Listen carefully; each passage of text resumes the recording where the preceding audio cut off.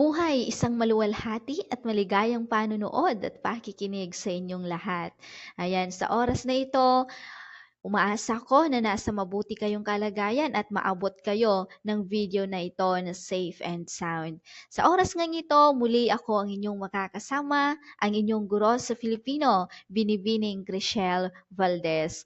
Ayan, at ito nga, pag-aaralan natin, tatalakayin natin sa oras na ito ang tungkol sa asignaturang kulturang popular. Kaya kung ikaw ay may subject na ganito, hinihikayat kita na stay tuned in ka nang sa ganun ay mas maintindihan mo kung ano nga ba ang tinatawag nating kulturang popular. Kaya sa oras na ito, aalamin din natin kung mayroon nga bang ugnayan ang wika sa kultura at syempre sa ating lipunan na ginagalawan. Sa tingin nyo ba'y mayroong ugnayan ang tatlong salitang yaan? Okay, malalaman natin yan mamaya. Aalamin din natin dito ang paglilinaw. Ayan, lilinawin natin dito kung ano nga ba ang kulturang popular kasi madami mga estudyante, madami ang nagtataka kung mayroon bang pagkakaiba ang kultura at kulturang popular o parehas lang kaya? Okay, yan ay malalaman natin mamaya.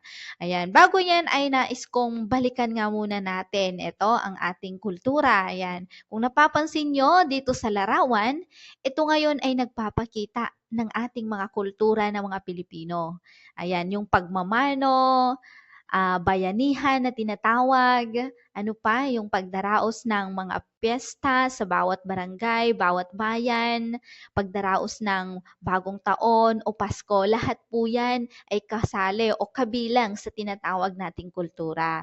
Ano ba kasi ang kultura, ano? Kapag sinabi kasi nating kultura, ito yung kaparaanan ngayon ng tao sa buhay. Ibig sabihin, ito ngayon ay paraan kung paano gawin ang mga bagay-bagay.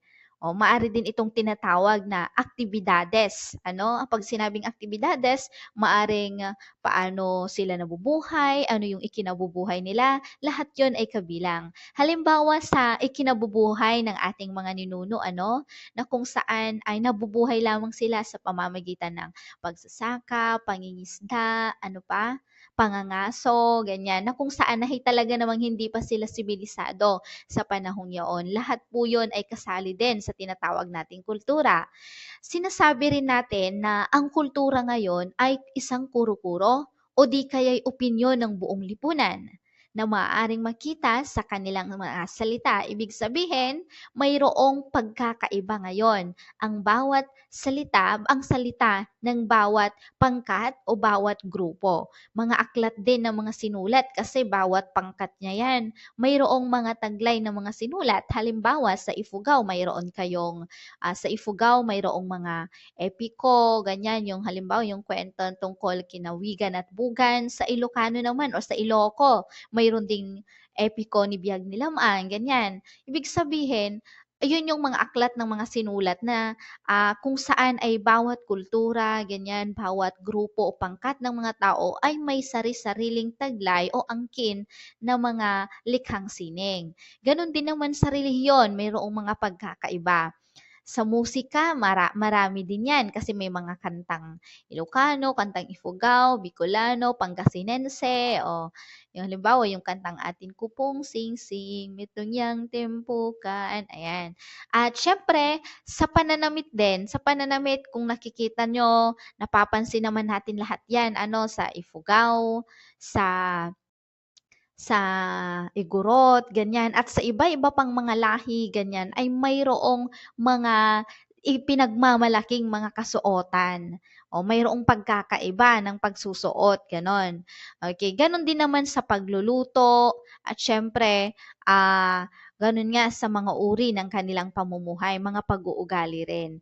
Okay, sinasabi rin na ang kultura daw ay mga pinagsasaluhang mga ugali, mga pagpapahalaga, mga layunin at mga gawain na nagbibigay ng katangian sa isang institusyon o panimulaan, organisasyon o pangkat. Ito nga, nang dahil sa wika ngayon kasi ay nagkakaroon ng panimulaan, ganyan, organisasyon, pangkat, institusyon, at nang dahil nga sa pagkabuo nila ng pangkat ay nakakapagbuo or mayroon ngayon excuse me, mayroon sila ngayong nabubuong mga pag-uugali, mga pagkapapahalaga, ganyan, mga layunin, ganyan, mga paniniwala, yun ay nabubuo o napagkakasunduan nila bilang isang pangkat sa isang tinatawag na lipunan. Okay. Ngayon, isabi din ni Anderson at Taylor na ang kultura daw ay isang komplikadong sistema ng ugnayan na nagbibigay kahulugan sa paraan ng pamumuhay. Ayan, pamumuhay pa rin yung tintukoy niya ng isang grupong panlipunan o isang lipunan sa kabuuan. Okay. Ngayon, dumako naman tayo sa dalawang uri ng kultura. Mayroon tayong dalawang uri ng kultura. Una ay ang material at pangalawa ay hindi material. Sa material, ibig sabihin makikita mo ang kanilang kultura sa pamamagitan ng mga likhang sining. Ibig sabihin, ito yung mga bagay na nakikita at nahahawakan. O maaring ito ay likhang sining, halimbawa sa pag-ukit ng mga disenyo, ganyan, mga kagamitan at iba pang bagay na nakikita. Ayan. Sa hindi material naman, mamaya magbibigay tayo ng example. Sa hindi material naman, ito kasi ay kabilang naman sa mga bagay na kumbaga nakikita mo yung kultura ng isang pangkat base doon sa kanilang mga batas. Ibig sabihin, yung mga alituntunin, paano yung pamamalakad nila, ganyan. Sa kanilang mga gawi. Kasi nga, gaya nga ng sinasabi ko, mayroong at mayroong pagkakaiba ang pag-uugali ng bawat pangkat. Base din sa kanilang ideya, paniniwala, o mga norms na tinatawag. Ibig sabihin, nakikita mo dito yung kultura o naoobserbahan mo kako sana. Hindi mo nakikita, bagkus ay naoobserbahan mo at nararamdaman. Doon mo ngayon nakikita kung anong kultura mayroon sila o kung anong kultura yung kanilang kinabibilangan. Okay. Ngayon, dito sa di-material na kultura, ito para mas lalo nating maintindihan, itong di-material, tandaan nyo na ito ay mga bagay na di nakikita at di rin nahahawakan. Ngunit nakikita mo dito kung ano ang kultura na kanilang kinabibilangan. Okay, halimbawa sa edukasyon, kung napapansin nyo may mga lugar na kumbaga hindi nila masyadong pinapahalagaan ang edukasyon ng mga kababaihan. Ito ay dahil naniniwala sila na ang mga babae ay taga. Pag sinabing taga, taga-inaw, taga-luto, taga-walis, ganyan. Ibig sabihin, pambahay lamang ang mga kababaihan kung saan ay mga lalaki lamang ang pinapayagan nilang mag-aral. Mayroon din naman yung ibang pamamalakad ng edukasyon na ito ay nakadepende nga doon sa kultura. O halimbawa sa China, ayan, sa China, ay yung mga paaralan doon ay takalaga namang disiplinado ang mga paaralan. Hindi ko naman sinasabi na hindi disiplinado dito sa Pilipinas, pero kung makikita mo kasi talaga doon sa China, makikita mo talaga na sobra yung pagkadisiplinado ng pamamalakad nila sa isang pamantasan. Kabilang pa rin po yun sa kultura. Ganon din sa kaugalian. Ayan. Halimbawa, mag-generalize na lang tayo. Tayong mga Pilipino ay kilala bilang mapagmahal, magagalang, at syempre, yung marunong tayong tumanggap ng mga bisita. Ayan yun po yung pagkakakilanlan sa atin. Okay. Sa pamahalaan naman, ayan, magkakaiba rin kasi, yung makikita mo ngayon yung kultura dito sa pamamahala ng isang pamahalaan. Paano sila mamahala? Paano yung kanilang kultura? Ganyan. Kasi may mga kultura, may mga pangkat ng tao na, yun bang hindi sila tumatanggap ng mga bisita? Ganyan. Meron din naman yung parang kinakatakutan nila pag may mga bisita. Ano pa rin yun, epekto pa rin yun ng pamahalaan. Sa paniniwala, ganun rin. Sa paniniwala, ang dami-dami. Mayroon yung mga pangkat ng tao na kung saan ay ayaw nilang magpautang sa gabi, ganyan. Tapos, bawal din magwalis sa gabi kasi mawawala daw yung swerte. Ganon. Paniniwala, ayan. Sa relihiyon naman o pananampalataya, ang bawat pangkat kasi o grupo ng tao ay may sari-sariling pananampalataya. Depende ngayon doon sa napagkasunduan. Ayan, nagpapakita pa rin yun ng kultura. Halimbawa, meron yung ibang lugar na kilala bilang mga relihiyoso at relihiyosa. Kung hindi ako nagkakamali, ito ay sa Tarlac, Nueva Ecija, ganyan. Kilala sila bilang mga relihiyoso at relihiyosa.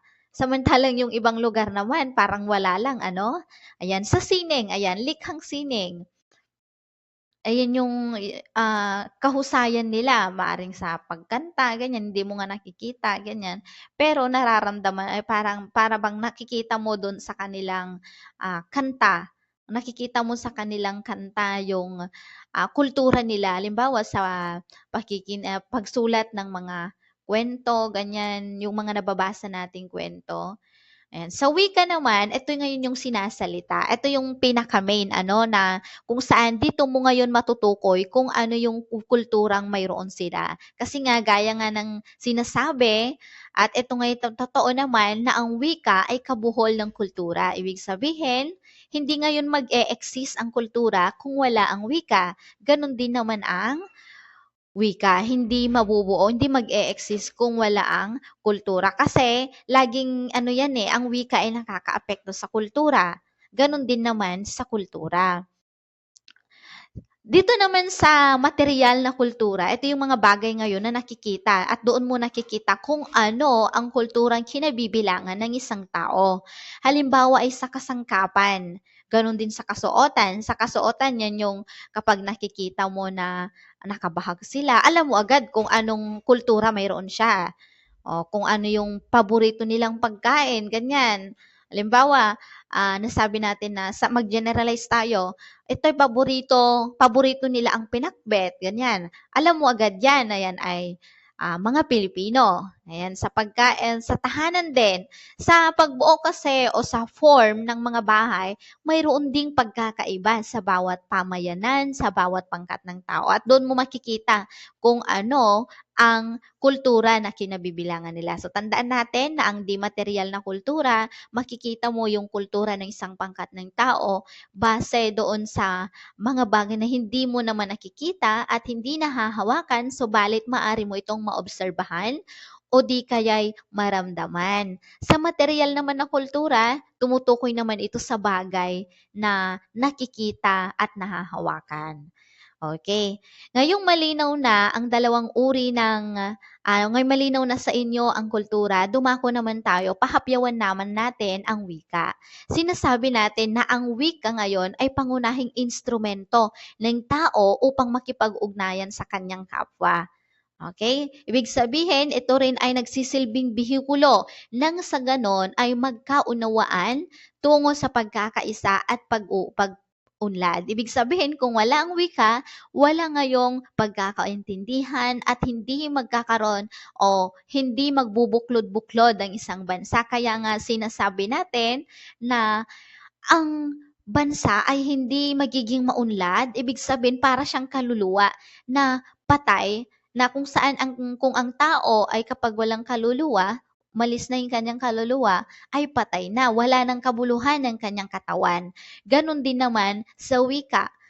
Ang wika ang nagsisilbing kaluluwa ng isang bansa na kung saan kapag wala ang wika, walang kabuluhan ngayon ng isang bansa sapagkat hindi ito magkakaroon ng pagkakaisa, pagkakaunawaan tungo sa isang maunlad. Ayan. Sinabi naman ni Dr. Henry na ang wika daw ay isang masistemang balangkas na sinasalitang tunog at isinasaayos. Ibig sabihin, eto paulit-ulit kong sinasabi na ang masistemang balangkas, ito ngayon yung ang tunog ay mayroon siyang katumbas na letra na kung saan kapag pinagsama-sama natin ngayon ang mga letrang ito o ang mga tunog na ito ay nakakabuo tayo ng mga salita at kapag pinagsama-sama na naman natin ang mga salita ay nakabubuo tayo ng mga pangungusap. At syempre, kapag pinagsama-sama na naman natin ang mga pangungusap na yan ay nakakabuo tayo ngayon ng tinatawag nating talata. Okay. Ngayon naman, ayan, tingnan naman natin kung ano ang lipunan. Ngayong nalaman na natin kung ano ang wika at ang kultura, mahalaga rin naman na malaman natin ang kahulugan ng lipunan. Ayan, tinatawag kasi natin na ang lipunan ay isang malaking pangkat ng mga tao na may karaniwang nabubuong pag-uugali, ideya at mga saloobin ng namumuhay sa isang tiyak na teritoryo. Ito ngayon ay epekto ng wika. Kaya nga, sapagkat nagsisimula ang lahat sa wika, ano? Sa paanong paraan? Ang lahat ng bagay po ay nagsimula sa wika. Ibig kong sabihin, nang dahil sa wika, nagkaroon ng pagbubuklod-buklod at pagkakaisa ang ang mga tao na kung saan ay nakabuo sila ng pangkat nang dahil nga maalam nila na magkakaintindihan sila.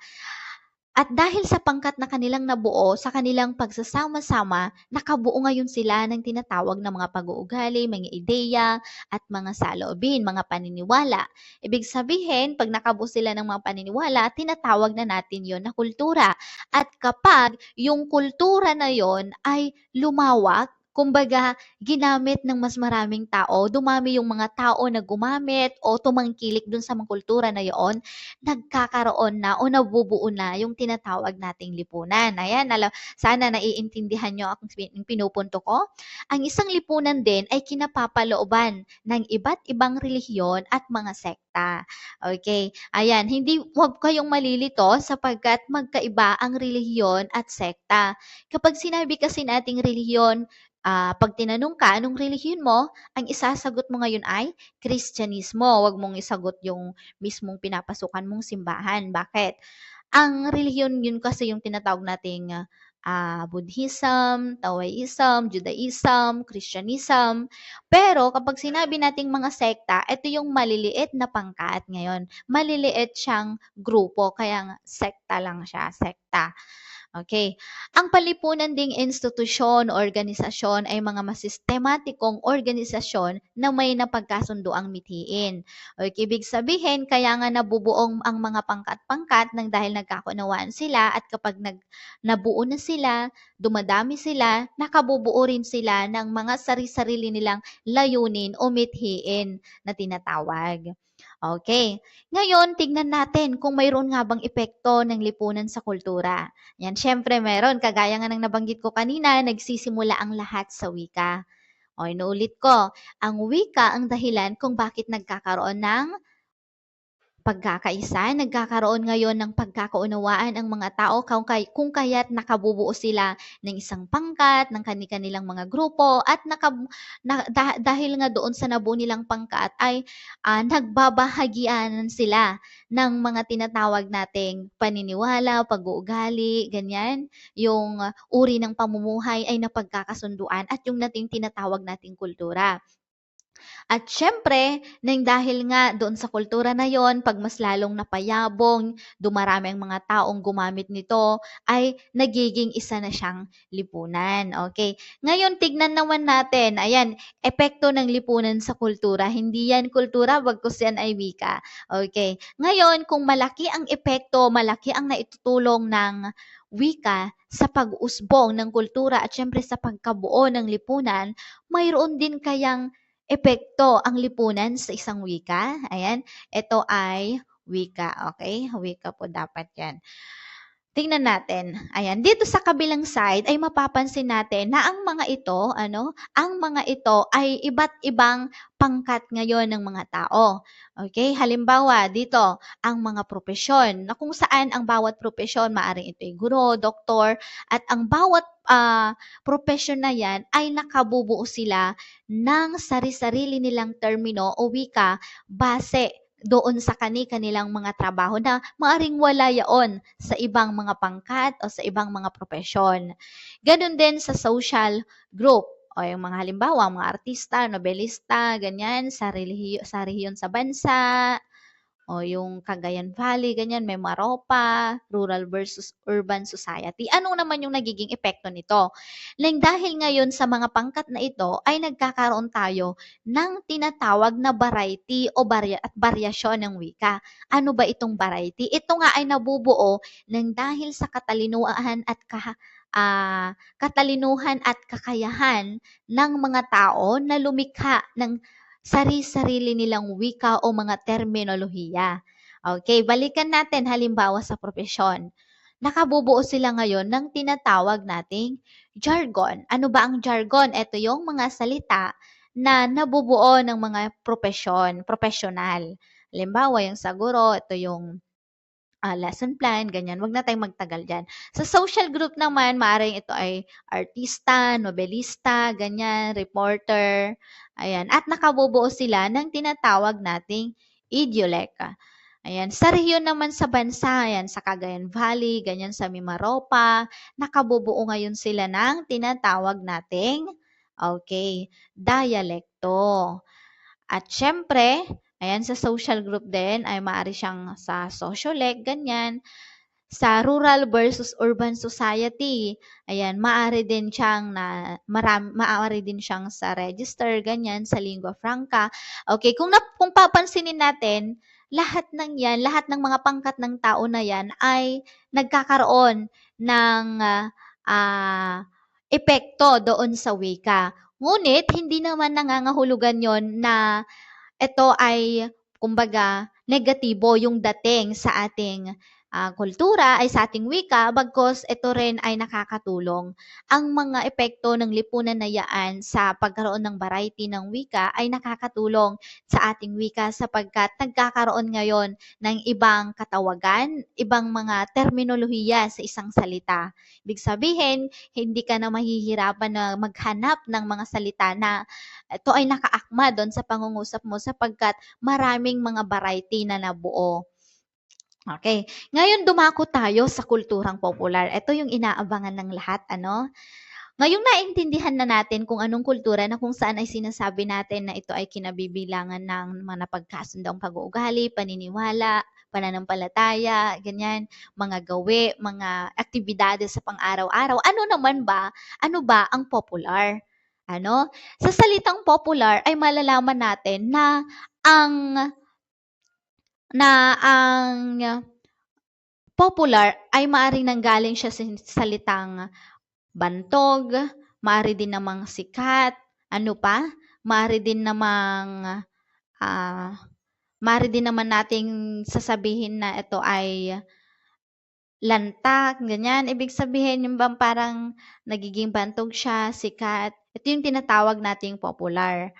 Okay. Ngayon, ano naman ang kinalaman nito? Ito yung nangangahulugan lamang na ang kulturang popular ay nakabatay ngayon sa pagkagusto o pagtangkilik ng maraming tao.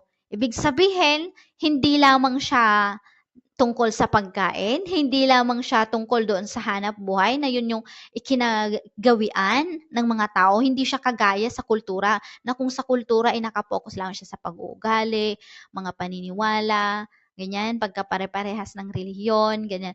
Samantala, pag sinabi nating kulturang popular kasi ay malawak ang kanyang sakop. Kasi sabi niya, pagkagusto, ayan, sa lungguhitan natin, pagkagusto at pagtangkilik ng maraming tao. Ibig sabihin, lahat ng bagay ay maaari natin ngayong sabihin kabilang sa kulturang popular. Halimbawa, tumangkilik ka ng cellphone kasi yun yung alam mong patok sa kasalukuyan. Ngayon, maituturing na ngayon yung cellphone bilang kulturang popular, sapagkat ito ngayon ay tinangkilik ng karamihan. Maaari din namang ito'y produkto. Ano? Sinasabi din natin na ang kulturang popular daw ay isang paraan ng tao upang maramdaman ang pagtanggap sa kanila ng nakararami. Kasi nga, halimbawa, nag-promote sila ng sarili nilang produkto, tapos tinangkilik ng karamihan, ramdam na ngayon ng mga tao na sila ay tanggap ng nakararami. Dahil nga ang kulturang popular ay kadalasang nagmula sa mga modernong produkto ng mga kumpanya at modernong mga bansa. Ibig sabihin, ang mga negosyante ngayon ang nagtatakda kung ano yung nararapat o maaring negosyante, pamahalaan o mga matataas na opisyal ganyan. Sila ngayon yung magtatakda kung ano yung nararapat at hindi nararapat para sa atin. Yun yung pinupunto ni kulturang popular na kung saan ay sila yung magsasabi kung maganda ba ito para sa sambayanan? Ito ba ay kagamit-gamit para sa kanila? Kakailanganin ba ito ng mga tao? Mga ganon yung pinupunto niya.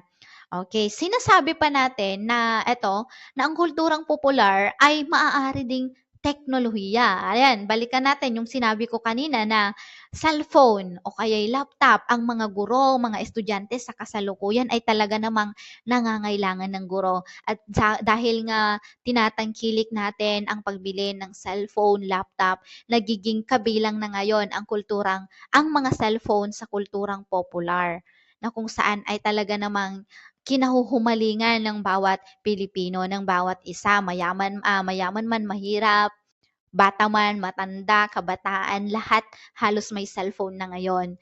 Maaari din ito ay pagkain. Okay, sa pagkain, halimbawa, ayan, na nag-viral si Miss Igado. Dahil nag-viral siya, ang daming tumangkilik ngayon sa pagkain ng Igado. Ibig sabihin, naging kulturang popular na din yung pagkain. Halimbawa, sa malalaki ding mga kainan, sa Jollibee, ano pa, sa Jollibee, sa mga inasal, ganyan.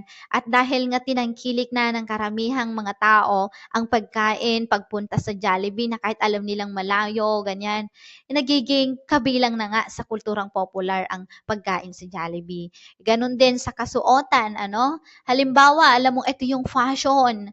Ito yung fashion. Kailangan mong sumabay kasi pakiramdam mo mapag-iiwanan ka. Kaya ang dami-daming tao ang tumatangkilik, sumasabay sa kung anong lumalabas na uso. Ayan. Ganon din sa musika. Ano, yung halimbawa, mayroon kang narinig na isang sikat na kanta. Tapos, ang dami-dami ring mga tumangkilik dito. Ayan, lahat po yun ay kabilang sa kulturang popular na tinatawag. Ibig sabihin, ito ay epekto ngayon ng sibilisasyon, globalisasyon. Ito ay ang mga pinagsama-sama ding kultura na itinakda ng makakapangyarihang tao.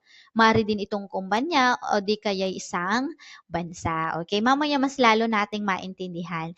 Ngayon talakayin naman natin ang iba't ibang pananaw hinggil sa kulturang popular. Okay, sa statistical kasi na pananaw, ano? Una, ito, statistical na pananaw. Sinasabi nila na makikita daw ito sa mga quantitative tulad ng television, rating, record sales, at ang kita sa takilya. Nangangahulugan lamang ito na nakabase ngayon ito doon sa pagtangkilik ng mga tao, doon sa quantitative numbers ang pinag-usapan natin. Halimbawa, nalaman ng isang lugar o nalaman ng mga tao na ang paborito ng sambayanan o ang mataas na ratings na television ay GMA o di kaya ABS-CBN, yun ngayon ang tatangkilikin ng mga tao. Nakadepende doon sa ratings. Sa record sales din, kung ano yung mabenta, ganyan. Yung lahat ng yun yung itinuturing, yun yung pananaw ngayon sa statistical na pananaw na mas tinatangkilik ng mga tao kung ano yung mayroong mataas na ratings or record. Ayan, sa elitista naman na pananaw, ayan, linawan lang natin kung ano ang elitist. Ang elitista, ayan, pag sinabi natin kasing elite na pangkat o group, sila ngayon yung mga taong mayayaman. Ibig sabihin, sila yung nakatataas. At sabi nila, ang kulturang popular daw ay isang mababang uri ng sining. Okay, sinabi nila na ang kulturang popular ay isang mababang sining sapagkat hindi ngayon maabot ng karamihang mga tao ang kanilang standard. Siyempre mayaman sila, ano? Halimbawa, bibili sila ng mamahaling sandal worth of 1 million, ganyan, thousands. Karamihan sa mga tao, okay na tayo sa 200, 300, ganyan. 500, sa pag 500 nga masakit na sa bulsa natin. Ano, ibig sabihin, karamihan ngayon kasi sa tao, doon nagpra-practical sila. Doon sila sa mababa, parehas lang din naman kasi 'di ba minsan. Doon lang sila sa mababang presyo.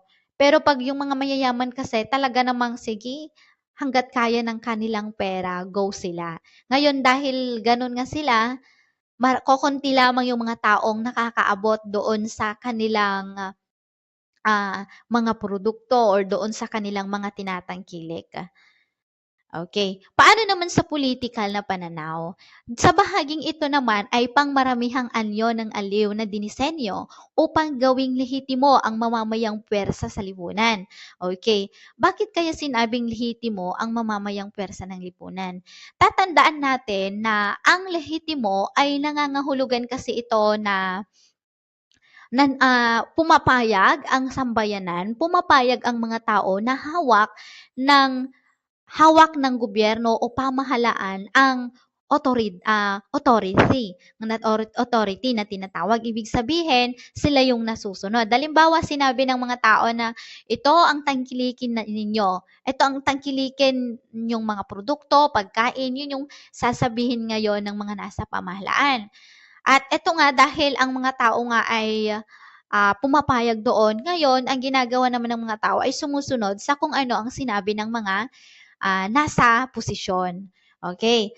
Sinasabi rin dito na ito daw ay malikhaing paraan ng manggagawang uri upang salungatin ang nangingibabaw na kulturang burgis. Ibig sabihin, nabubuo ngayon ang pagsunod o ang political na pananaw, nabubuo ngayon ang tinatawag nating kulturang popular sa pamamagitan ng pagsunod sa pamahalaan at salungatin ang pangingibabaw ng kulturang burgis. Ano ba kasi itong burgis? Ayan, take note na ang burgis kasi, ito yung mga dayuhan, mga banyaga na pumupunta dito sa ating bansa upang mga lakal, upang magnegosyo, na kung saan ay dumarating kasi sa punto na tinatangkilik ng mga tao ang kanilang mga produkto kasi naniniwala sila na mas maganda yung kanilang produkto, ganyan. Kung kaya naman ay ang ginagawa ng pamahalaan ay salungatin ang mga yaon, maaari nilang pantayan o gagawa ng paraan nang sa gano'n ay mas tangkilikin ng mga tao ang sarili nating mga produkto. Okay. Ngayon, eto huwag kayong mag-alala dahil malapit na tayong matapos. Okay. Ngayon talakayin natin, ano nga ba yung pinagmulan ng kulturang popular? Siguro naman mas naiintindihan nyo na kung ano yung pinagkaiba ng kultura at ng kulturang popular. Kasi napakalawak ng kulturang popular. Okay. Una, ito ay dahil sa pangangailangan na itinakda ng mga negosyante. Sa bahaging ito kasi, ang mga negosyante ang nagtatakda kung ano ang pangangailangan ng mga tao. Okay? Halimbawa, naglabas sila ng gadget. Ipinaparamdam nila sa mga tao na para bang hindi na tayo mabubuhay kung wala ng gadget. Na kung saan ay kahit nahirapan na yung isang tao na makabili, pinipilit yaon nang dahil nga naniniwala sila na kailangan nilang makipagsabayan, kailangan nilang makakuha ng gadget kasi talagang kailangan na kailangan nila na kung tutuusin ay hindi naman talaga. Halimbawa rin sa paggamit ng pampaputi. Pag halimbawa may isang tao na gumamit ng pampaputi na sabon tapos naibahagi niya sa iba na ito maganda, mabisa. Tangkilikin ngayon ng karamihan ng mga ilang mga tao. Ibig sabihin, kapag tinangkilik ng mga tao ang mga produkto, ganyan, nagiging bahagi na ito ng kulturang popular sapagkat marami na nga yung gumagamit, marami na yung tumatanaw dito. Paano naman sa latak? Okay, dito sa latak, huwag kayong mawawala kasi ang latak ay nanggaling din siya sa salitang popular. Okay, ngayon, ang latak ay ito yung pamalit doon sa mamahalin o sa orihinal. Okay, ang halimbawa nito ay mga ukay-ukay. Karamihan kasi sa mga tao ay hindi kayang bumili ng mamahalin, hindi kayang bumili ng yung sobrang mataas yung presyo kasi hindi talaga naman kaya ng bulsa. Ngayon, ang ginagawa ng mga negosyante dito ay, yung ginagawa ng mga tao ay bumibili na lamang sila doon sa mabababang presyo. Halimbawa, sa ukay-ukay. Isang magandang halimbawa yan, kaya ang pagbili sa ukay-ukayan ay nagiging bahagi na ng ating kulturang popular. Okay. Sa pangmasa o commercial naman na kultura, wag din kayong mawawala. Ang pangmasa kasi o komersyal ay nakabase kasi siya doon sa latak na tinatawag. Sa paanong paraan? Kung sa latak ngayon ay pamalit doon sa mamahalin at tinatangkilik ng mga tao yung mas mura, dito naman sa pangmasa, ito yung nagkakaroon ngayon ng, kumbaga, nagkakaroon ng yung mga negosyante, naisip nila na dapat kailangan nating pantayan. Kaya ang nangyayari dito, ang mga pagproseso sa mga damit, sa mga produkto ay dumadaan siya sa maraming proseso nang sa ganon ay mapantayan ngayon yung latak. Ibig sabihin, halimbawa sa ukay-ukay sobrang mura sa mga pamilihan naman, sa mga public market, yung mga hindi siya kabilang sa ukay-ukayan ha. Ngayon, pinipilit nilang pantayan kung ano yung kayang ibigay na presyo ng mabababang presyo, yung sa letak, sa ukay-ukayan, halimbawa ganyan. Nang sa ganon ay tangkilikin din ng mga tao kaya madami rin yung bumibili sa kanila. Nagiging bahagi na yon ng ating kultura. Okay. Sunod ay ang ginagawa ng tao. Ito naman ay mas kilala bilang tinatawag na pagpapauso. Ano? Pag sinabi nating pagpapauso, ito yung pag halimbawa, sumayaw ka ng TikTok, tapos nag-viral yon, ang daming sumunod. Ngayon, nagiging bahagi na yon ng kulturang popular. Maaari ding ito ay sa pamamagitan ng pagkanta. Halimbawa, kumanta ka na o nagrampa-rampa ka, ganyan. Pag mga gumawa ka ng mga bagay na talaga namang kinagigiliwan ng karamihan, tapos tinangkilik na ng mga tao, nagiging bahagi na ng ating kulturang popular. Okay, sa larangan naman ng gahom, eto, ang gahom kasi ay nangangahulugang power, okay? Ibig sabihin, kapangyarihan. Ngayon, ang larangan ng gahom ay ito yung nagkapangyarihan ng mga matataas na bansa. Yung tinitingala nating bansa. Halimbawa, China. Nang dahil ngayon, ang China ay isa sa, ito yung kumbaga, mayaman, kumbaga, pinakamataas na bansa. Ibig sabihin, kumbaga, yun yung kinikilala, ano? Ibig sabihin ngayon, pinakamakapangyarihan, ganyan.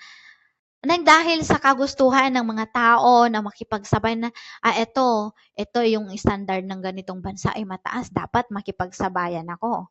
Ngayon, ang mga tao ngayon ay mas tinatangkilik yung kanilang mga produkto kaysa sa ating mga produkto. Yun yung ngayon yung tinatawag nating larangan ng gahom. Kaya kung napapansin nyo, ang ilang mga kagamitan ng mga Pilipino ay made in China, made in Singapore, made in Thailand, ganyan. Ang dami-dami na kung saan ay tinatangkilik yun ng mga tao at nagiging bahagi na yon ng ating kulturang popular na kung saan ay hindi na natin naiisip na maaaring maapektuhan ang ating industriya sapagkat wala na ngang tatangkilik sa mga ito. Kaya nga sinasabi na kung bilang isang Pilipino naman sana ay tangkilikin natin ang sarili nating atin.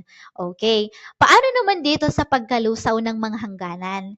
Ito na nga, naaapektuhan na ng dahil ito yung nang dahil sa paglipas ng panahon, paglago ng sibilisasyon, ng globalisasyon na tinatawag ay ganun naman kahusay ang mga Pilipino. Kaya nating makipagsabayan. Kaya nga nagkakaroon na, nabubuo itong mga kulturang popular na kung saan ay para bang tayong mga Pilipino ay ayaw nating pahuli. Ngunit sana wag naman nating isipin na sana ay isipin natin, sana iisipin din naman natin ang kahihinatnan ng ating kultura. Kasi parang dumadating na sa punto na unti-unti nang nawawala, natatabunan na ng kulturang popular ang ating kultura. Huwag sana nating hayaan na dumating sa punto na mawawala na, tuluyan nang mawala ang ating kultura, bagkus sana ay ibalik natin, simulan natin sa ating mga sarili at huwag nating hayaan na maaapektuhan tayo ng ating kulturang popular na tinatawag. Okay, balikan lang natin ang pag sinabi nating kultura kasi ito ay nangangahulugang, okay, ito yung mga nabuong pag-uugali, mga paniniwala, ganyan, makikita rin sa pananamit, ganyan, sa kinabubuhay. Samantalang pag sinabi naman nating kulturang popular, ito ngayon ay sumasabay doon sa daloy ng sibilisasyon at globalisasyon na naaapektuhan na ngayon ang ating kultura, natatabunan at dumadating pa sa punto na mas nangigibmabaw na ang kulturang popular. Kaya wag na wag niyong sabihin na parehas ang kultura at ng kulturang popular. Ayan, maraming salamat sa inyong pakikinig at naway naintindihan ninyo kung ano ang aking itinalakay sa araw na ito. Ayan, bago tayo tapusin, ito mag-iiwan lang ako ng isang verse sa Kawikaan chapter 16 verse 24.